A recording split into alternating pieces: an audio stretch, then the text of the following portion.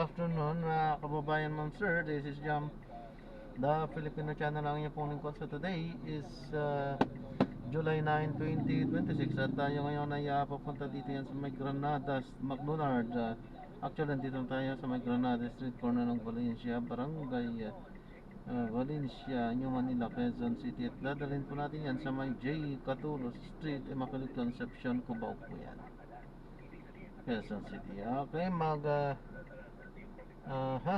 disclaimer lamang po, ang content po natin ay kalsada. Kaya naman, sakasakali man po na may marinig kayo, mga pangalan ng lugar, pangalan ng tao, pangalan ng organisasyon sa government o private man yan ay wala pong kinalaman ng channel na ito. At wala pong pinapatungkulan. Lahat po ng pinag-uusapan dito ay pawang dito lamang po yan sa loob at wala pong pinapatungkulan sa labas. Magbabalik po tayo mamaya munti pag nakuha na po natin sila.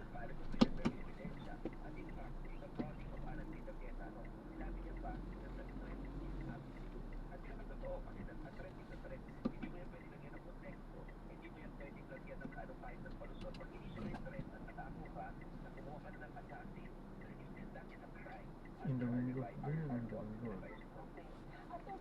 Domingo ba yun?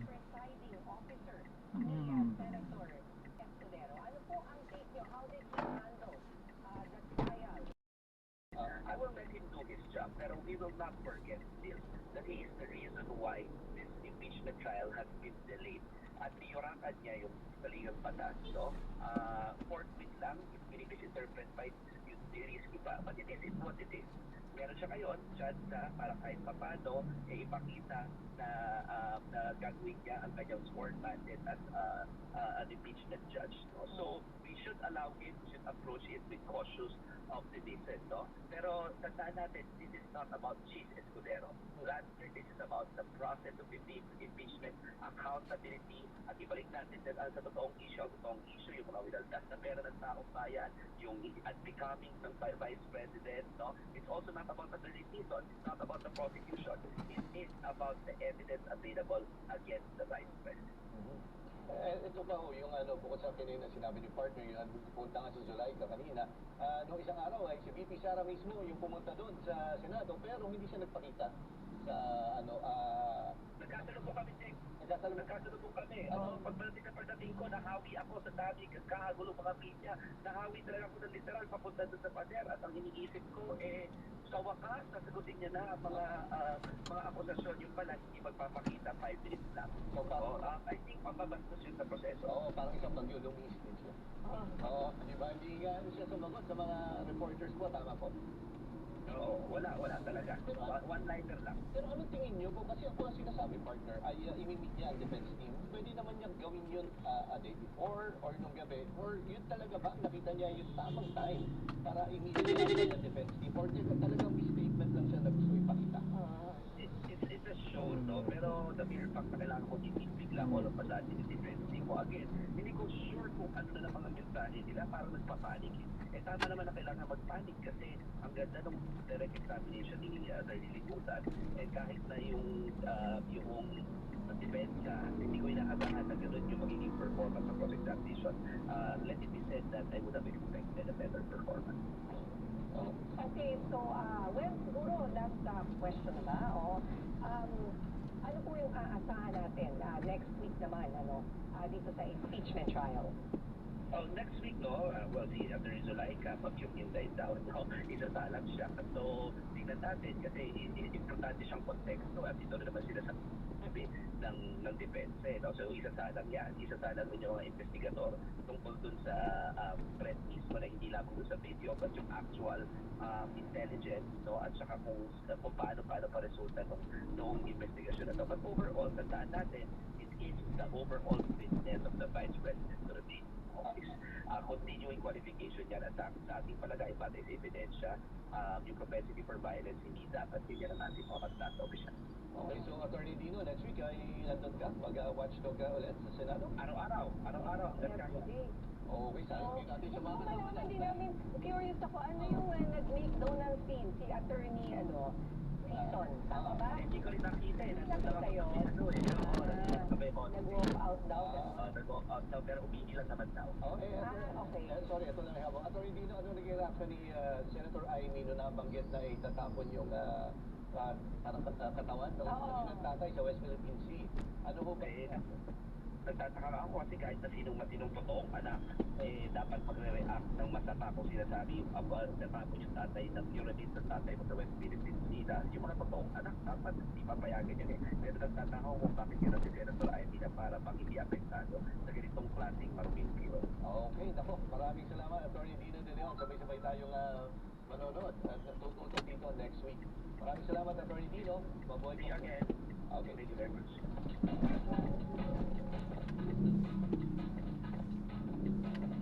Dinidinig sa Senate Impeachment Court ang kasong grave threat laban kay VP Sara Duterte. Pero paano kung pamilya ninyo mismo ang makatanggap ng pagbabanta? Bilang anak, ano ang mararamdaman ninyo kung pinagbantaan ang buhay ng tatay o nanay ninyo? Pakinggan nga natin ang inyong masasabi. Siyempre magagalit ako. Kasi magulang ko yun eh. Pagbabantaan mo kung wala namang ginagawang masama yung magulang. Alamin ko muna kung ano, pag pinagpulat dulo, kasi may hirap kong gano'n eh, magulang mo yung usapan. Siyempre, magablaan ko ng isip ko kung anong gano'n yung tao. Siyempre magagalit, pamilya na yung usapan.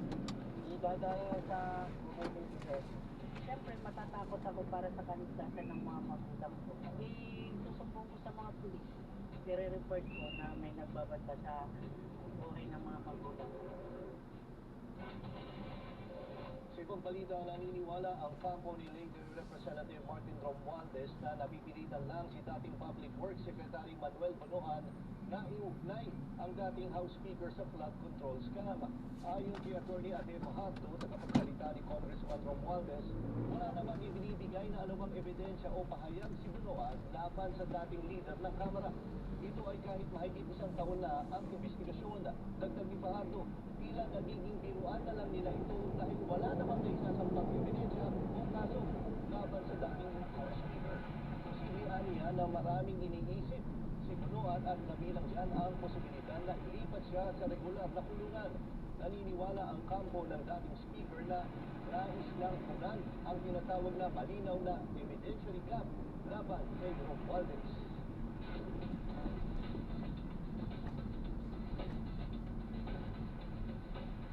Sa puntong ito, makausap natin ang tagapagsalita ni Leyte Representative Martin Romualdez. Magandang gabi, Attorney Fajardo, at welcome back sa Arangkada Balita.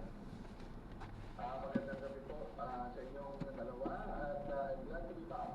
Yes. Attorney Adeno, pwede nyo bang mas explain para mabuti bakit nyo nasabing parang napipilitan lang ang dating DPWA Secretary Manuel Bonoan na iugnay kay dating Speaker ang flood control scandal?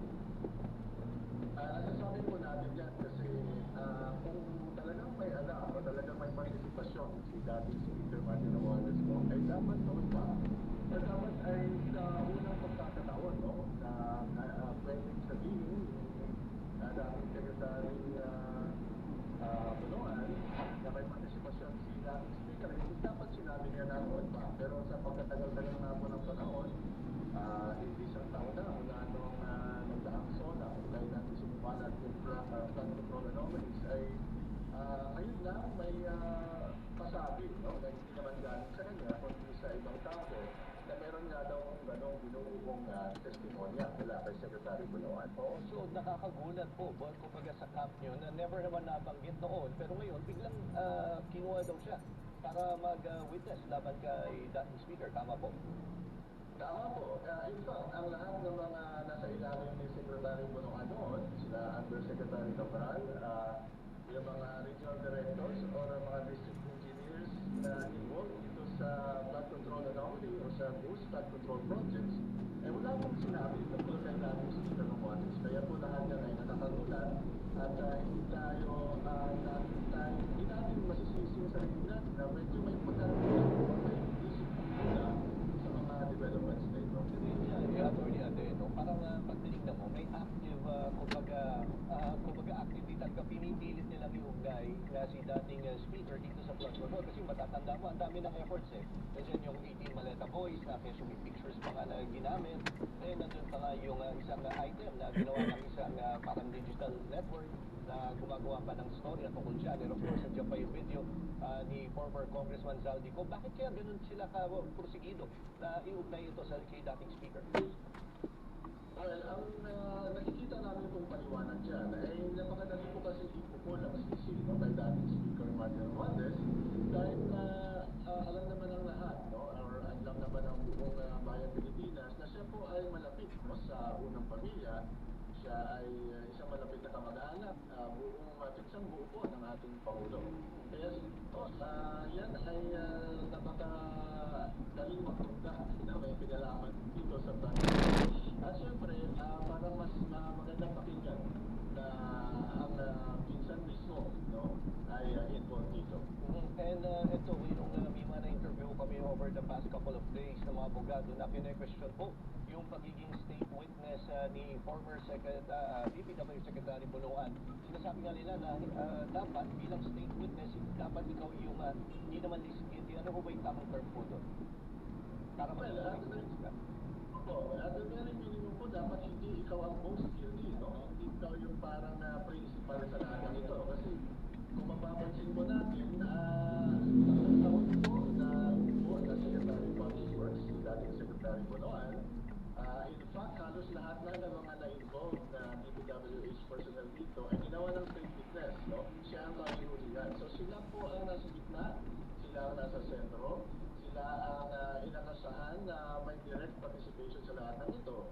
Lahat ng mga prosesong ito, sila po ang nag-approve. Hindi naman lalabas ang pera para bayaran o mag-certify halimbawa na kompleto na yung project. Hindi naman sinabi ng kagawaran ng DPWH, no? Hindi mababayaran itong mga contractor na ito o mga ghost contractor na ito kung hindi autorisado ng DPWH. At wala pong kinalalaman yung dating speaker dyan sa pag-release ng pondo na yan. In fact, yung bidding process, sa nasabi ko na nga noon pa, lahat yan ay nasa DPWH, no? Pati pag-kontrata at pag-deklara kung sino nung nanalong. Sige po, ingat po. God bless po. Double check ang gamit po. Salamat din po. Okay po. At lumalabas na pinakatindi dito itong mga nasa DPWH po kasi sa kanila ang proyekto ng gagaling. Kaya nakapagtataka that syempre legally, no, ang requisites sa pagiging state witness, medyo alanganin po na i-qualify natin si Secretary Bonoan as a state witness at he being not well, she being, no, at least, dapat is guilty or not the most guilty. And siguro, huling tanong lang po, Attorney Ade, ito nga gagamitin nga yung 18 Maleta Boys diyan sa sa magiging case po ng ombudsman laban kay dating speaker. Pero hindi ba makakasira ito doon sa case? Kasi pabago-bago ng statement itong mga Maleta Boys na ito. Kumbaga, may question na sa kanilang credibility. Yun nga po, isa pang problema namin yan kasi nga mismong National Bureau of Investigation po nagsabi, no, na walang kredibilidad yung testimony nitong LT Marines, no? In fact, may mga allegations na nagkaroon ng bayaran ng pera para sila ay magtestigo tungkol sa mga deliveries supposedly ng mga pera nito.